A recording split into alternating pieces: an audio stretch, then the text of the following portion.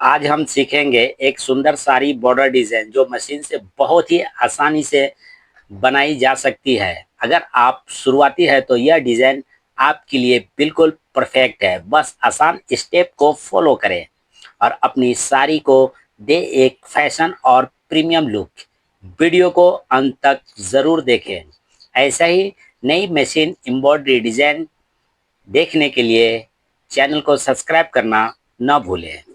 अगर आप नए हैं तो रिजवान एम्ब्रॉयडरी चैनल को जल्दी से सब्सक्राइब करके और बेल आइकन दबा दें कि सबसे पहले नए डिजाइन की नोटिफिकेशन आपको मिलते रहे। तो वीडियो में एंड तक बने रहें।